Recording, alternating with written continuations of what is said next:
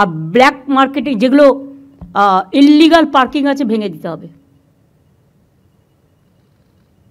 কেউ কেউ টাকা খেয়ে ইললিগাল পার্কিং দিয়ে দিচ্ছে, এবং সবচেয়ে বেশি ইললিগাল পার্কিং আজকে বিজেপির আছে। If I am not wrong, আমি উইদাউট ইনভেস্টিগেশন কোনো কথা বলি না। বেআইনি পার্কিং নিয়ে সোমবারের নবান্নের বৈঠকে রণংদেহী মেজাজে দেখা গিয়েছিল মুখ্যমন্ত্রী মমতা বন্দ্যোপাধ্যায়কে। হাওড়ার শালিমারে বেআইনি পার্কিং নিয়ে প্রকাশ করেছিলেন তীব্র অসন্তোষ। গভর্নমেন্ট কেন বদনাম নেবে? গভর্নমেন্ট কি এর থেকে এক পয়সাও পায় না পার্টি পায়? যে ইন্ডিভিজুয়াল পায় তার পকেটে যায়। আমি কোনো ইন্ডিভিজুয়ালকে পোষবার জন্য এখানে আসিনি। আর বৃহস্পতিবার বেআইনি পার্কিং নিয়ে সরাসরি বিজেপিকে নিশানা করলেন মমতা বন্দ্যোপাধ্যায়। এরই সঙ্গে নিজের দলের একাংশকে এই দিনও নিশানা করেন তিনি। আমাদের লোকেরাই দিয়ে দেয়, পার্কগুলো যখন তখন দিয়ে দিচ্ছে বাইরের লোকেদের। কেন?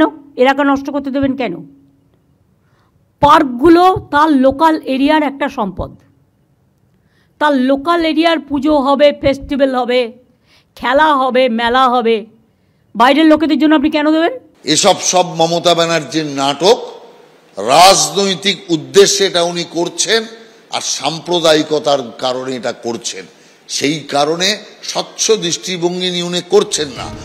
আদৌ কি শহর জুড়ে বেআইনি পার্কিং বন্ধ হবে, নাকি প্রতিবারের মতো এবারও রাজনৈতিক আকচাকচির জেরেই তা আটকে যাবে? দীপক ঘোষ ও আশাফুল হোসেনের রিপোর্ট, এবিপি আনন্দ।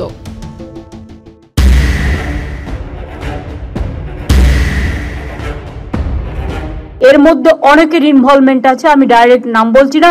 কেউ হিউমিলিয়েট হন এটা আমি চাই না। একটা গ্রুপ তৈরি হয়ে গেছে, খালি জায়গা দেখালেই লোক, দেখলেই লোক বসিয়ে দিচ্ছে। সোমবার নবান্নের বৈঠকে বেআইনি দখলদারি রুখতে কড়া বার্তা দিয়েছিলেন মুখ্যমন্ত্রী। আর তারপর 24 ঘন্টার মধ্যেই রাজ্য জুড়ে শুরু হয়ে যায় পুলিশি অভিযান। চলতে শুরু করে বুলডোজার।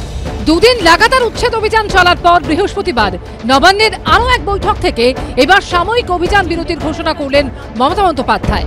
আমি হকারদের যথেষ্ট ভালোবাসি, এবং যখন সিপিএম এর আমলে অপারেশন সানশাইন করতে গিয়ে সব ভেঙে দিচ্ছিল বুলডোজার নিয়ে, সেদিন সারা রাত কিন্তু আমি এবং আমার সাথে সুব্রতদা ছিলেন, আমরা কিন্তু ফুল প্রোটেকশন দিয়েছিলাম ওদের। আমি নিজেও বিক্রিও করেছিলাম। যদি আমি দেখি কোথাও এনক্রোচমেন্ট হচ্ছে, যখন হচ্ছে সঙ্গে সঙ্গে কেন আমরা অ্যাকশন নিচ্ছি না? কেউ টাকা খেয়ে, কেউ টাকা খাইয়ে, এবং একটা মাল্টিপল ইন্টারেস্টেড গ্রুপ, তারা এগুলো করছে টাকার বিনিময়ে। কিন্তু তারা ভুলে গেছে রাজ্যের আইডেন্টিটিটা এটাতে নষ্ট হচ্ছে। চিফ সেক্রেটারিকে আমি অর্ডার দিচ্ছি, সেখানে যদি রাম শাম যদু মধু যেই হোক, ইভেন আমিও যদি হই, আমাকেও ছাড়বেন না। আজকে আমি মলয়, ববি, অরূপ আর অতীন আর দেবাই 5 জনকে বলবো, হাতিবাজার, হাতিবাগান, গ্র্যান্ডের সামনে, নিউ মার্কেটের সামনে, কর্পোরেশনের সামনে একটা সার্ভে করে আসুন। দেখুন কিভাবে শর্ট আউট করা যায়। আমি আপনাদের এটা বলছি না বুলডোজার হাতে নিয়ে যান। বৃহস্পতিবারও সকাল থেকেই রাজ্য জুড়ে দিকে দিকে শুরু হয় জবরদখল উচ্ছেদ অভিযান। এসএসকেএম হাসপাতালের পাশে হরিশ মুখার্জি রোডে বেআইনি হকার স্টল সরিয়ে দেয় পুলিশ। এসএসকেএম হাসপাতালের পাশে এই যে ফুটপাথ দখল করা হয়েছে যেখানে যেখানে, সেগুলো কিন্তু ইতিমধ্যে সরিয়ে ফেলার কাজ করা হচ্ছে। ওই 2-3 দিন আমাদের আগে বলেছিল স্যার, আমরা বললাম আস্তে আস্তে সরিয়ে নেবো স্যার। সরাতে পারেননি? সরাতে পারিনি, আমাদের কোনো ঘর নেই, কোনো জায়গায় সরানোর জন্য রাস্তাও নেই, কিছু। ডানলপে ফুটপাথের উপর থেকে দোকান সরিয়ে দেওয়া হয়।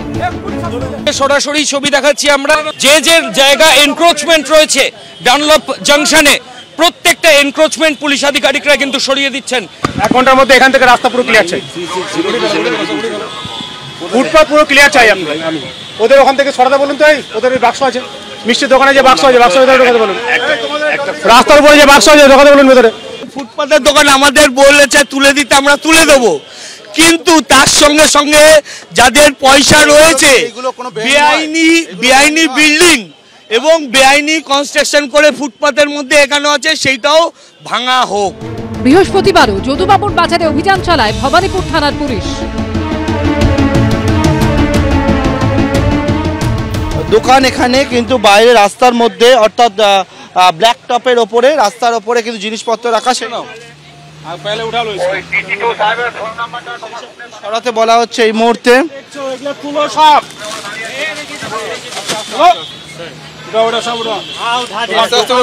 সীমানা আছে, এই পর্যন্ত তোমার দোকান আছে, এই পর্যন্তই তুমি করবে, এইগুলো বাড়াবে না, এগুলো সরিয়ে দাও। এই যে দিদিটা এই করছে, আমরা গরিব মানুষ খাবো কি? হ্যাঁ, এর ভোট আর দেওয়া হবে না, এই হয়ে গেল। ময়ূর ঠাকুর চক্রবর্তী, পার্থপ্রতিম ঘোষ ও বিজেন্দ্র সিংহ রিপোর্ট, এবিপি আনন্দ।